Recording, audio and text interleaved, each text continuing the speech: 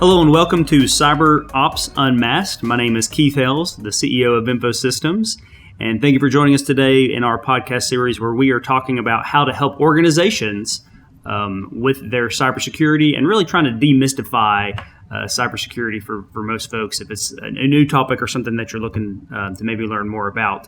So today we're going to be talking specifically about backups and how backups and the need for backups and how backups have maybe matured as the cyber threats have gotten more advanced, unfortunately. So joining us for our two podcasts in a row is Robert Goodwin. So Robert is our CTO here at InfoSystems, and he actually has a deep background in storage and backups and is certainly well qualified to talk about this topic. So Robert, thank you for joining us today.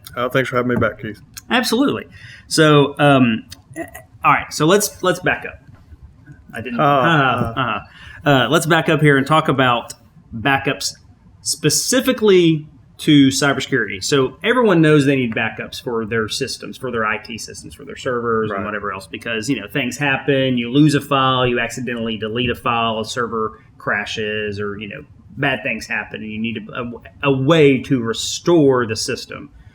But as it relates specifically to cybersecurity, backups are kind of they're a huge, maybe pass-fail as it comes to how hard it's going to be to recover from something like a ransomware attack or some other kind of cyber attack or some of the specific cyber attacks. Not all of them, but certainly some of the specific cyber attacks.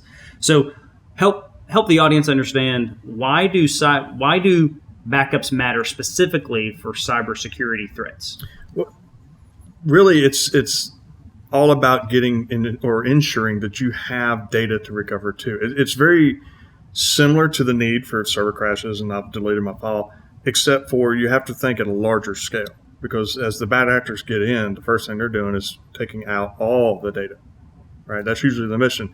So you want to ensure that you have a secured copy of your data, secured being the key element here. You don't want just any backup just sitting around. I mean, could you use it? Yes, but it's at risk. We may dive into that a little later. Yeah. But you want to have that secured, guaranteed copy, because if they encrypt all your files and they've taken out your systems, right? Think scorched earth here. The only way you're going to come back is you have to have that good known backup. So what you're specifically talking about, the attack is called a ransomware attack, where a bad actor would get into your organization and get a hold of your files and either delete the files so that you don't have them, or in most cases it's a lot faster to encrypt them. Right. And then even though the data is still present, it is unusable in your environment. And so they have the keys of the kingdom at that point, and you either have to figure out a way to restore from a good backup, which you may not have if they encrypted all of your data with a ransomware attack, or you got to pay them the Bitcoin or whatever they want. Well, even if so let's say you pay the ransom. Yeah. All right. You're not guaranteed to get all or most or even some of your data back, right? Because these guys, they encrypt it so fast. Sometimes they don't decrypt correctly. So even though you've paid the ransom, you're still going to have damaged files. Well, to recover that, you got to have a good known secured backup.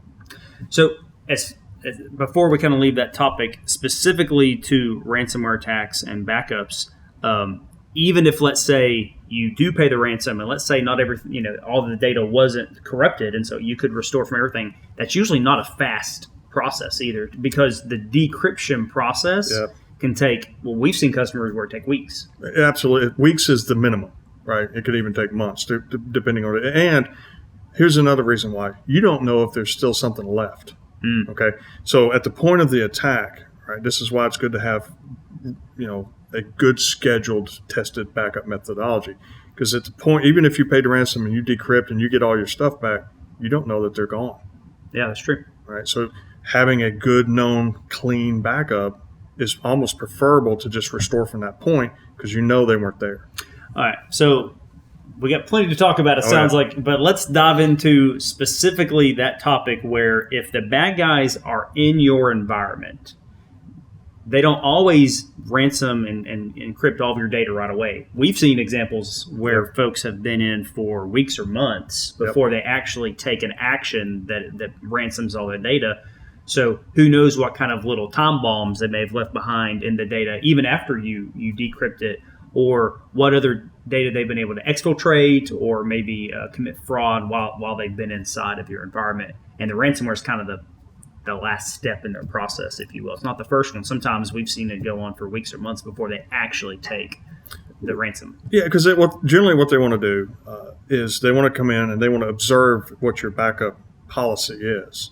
And let's just for an example, we're going to back up our servers once every week, and we're going to keep that for X amount of months or whatever. And you do another file set once a day, right? They're observing that, and they know, okay, and here's our retention policy. There's the key element. They know how long you're keeping it before it rolls. They will wait till 1 day after the retention policy. That way, they've already got your backups. Those are now damaged. Right. And then they pull the trigger and actually encrypt the live files. So that can lead to an organization, even if they have backups that weren't hit by the bad guys. Right. Still not being able to restore because what they're restoring back is bad data, and the bad guys have if you will, backdoor Correct. into the system.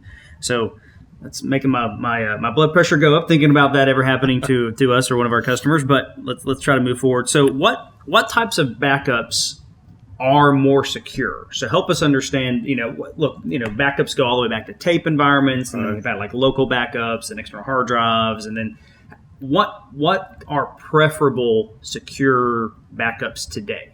Well, right off the top of the list is an immutable copy. What does that mean? So an immutable copy is basically it's write once, read only. Right. Okay. So think the old school tapes. You could flip the lever, you can't erase it. Right. It is a copy of data, point in time copy that you cannot modify or alter or even delete until it expires. Right. Okay. And the administrator can set the expiration date. So that matches your retention policy. So even if the bad actor got in, they can't do anything to it. You as an administrator can't do anything to it. It is a locked up copy of data. All right. So something like an IBM safeguarded copy, Okay. as an example. That is the platform that they do that with. So an immutable copy basically keeps the bad guys from encrypting that specific backup. Even if they get into the environment, they can't modify Correct. that backup. That is correct. So what if an organization, maybe they recently invested in some other technology, maybe they don't want to go down the immutable copy for whatever reason. Are there other methodologies to help a company secure their backups without leveraging specifically immutable copy? There are. You can do what's called an air gap copy. All right, then you can two flavors. All right, what's an air gap? All right, air gap being it's physically separate. Okay. It is a literal air gap between your data, production data, your backup data, and that copy of data. Okay, so again, think old school tape.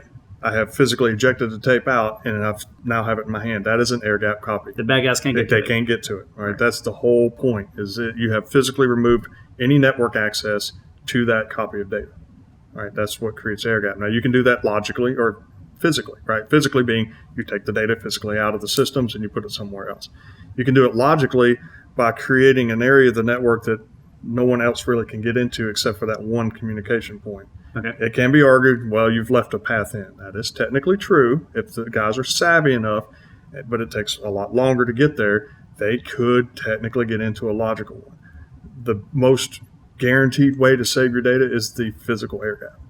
Or the immutable copy. Or the immutable copy. Yeah. So we've seen this. Fortunately, we haven't happened to one of our customers, but we've certainly seen this where a customer will put, they'll follow best practices. They will have a local copy of their data, and then they'll back it up to a third-party location, and they'll use a separate software to back up that to a different location. But we've seen them where they use the same administrator credentials Yes. to administer all these different backup systems. So what happens in that case, Robert? Well, once they get the keys to one side, they got the keys to the kingdom. Yeah. Right. So it's always best practice to have different login and credentials for each area, if you will. You don't want to use the same administrator account and password for the server administration as your backup administration, as well as application administration. You want to keep that completely separate. Highly complex passwords, all the good standards that go with passwords. Right? Can you put MFA, multi-factor authentication, on backup systems You as well? can. You absolutely can. And it's strongly encouraged. Yeah, definitely strongly encouraged. All right. So with that in mind, I was going to say, what kind of traps or other things could maybe negate? We already kind of talked about a couple of them. Are there other things that maybe would negate having a good backup? Not testing it. Okay. Because if you don't test your backup, you don't know if it's good or not. So that would probably also address the concern earlier. If the bad guys got in and they left a time bomb somehow, Right. And you invested all this money and maybe an immutable copy or something like that, right? Right. Some kind of well architected solution, but you're never testing it, then you're leaving the door open. And you don't know did I get the right data? Did I get all the data? Right? Because a lot of times, the backup administrators, a lot of people want to set it and forget it. Mm-hmm. Environments change, applications come in, applications leave. You want to make sure by testing your backups, you're ensuring that you're getting all the application data, you're getting all the relevant data that's supposed to be there. Not, we missed Keith's folder because he moved it. Right. Right.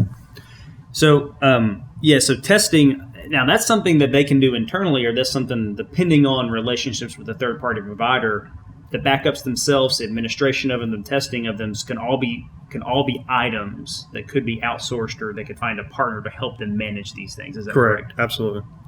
So, all right. So here's one. I know you're going to laugh at this one, but what about the cloud? Because we hear all the time, well, moving to the cloud, it's secure. Do they still need to worry about having backups if their data is maybe in an Azure or a Microsoft or an AWS or a Google Cloud? Absolutely. Just because you put it in the cloud doesn't mean it's getting backed up, right? So can the bad guys get into the cloud? Absolutely. How would they do that? Well, how do you get to it? If they get into your network, they have a direct path to your systems in the cloud. Yeah. Right. Or if they have your username and password. Or if they have your username and password, they can even get in easier. Right. Exactly. So just because it's in a cloud platform does not guarantee security.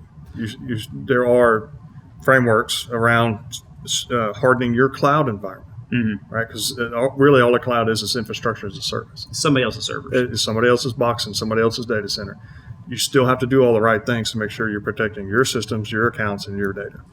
All right. So similar question I'm going to ask you for SaaS providers. So we mentioned Microsoft's Azure, AWS, Google, which we partner with all those, by the way. They're good solutions. They are. But there's other SaaS providers of software as a service, such as like a Salesforce.com or a NetSuite for ERP or an Office 365 for email, and the list goes on and on and on. Right. So but we don't have access to those backends. We're not responsible for backing those up. So what should a company do to ensure that those are quality backups? Well, so the backup is now incumbent upon the SaaS provider, right? So, but you as a business owner should be asking that SaaS provider, hey, do you have backups?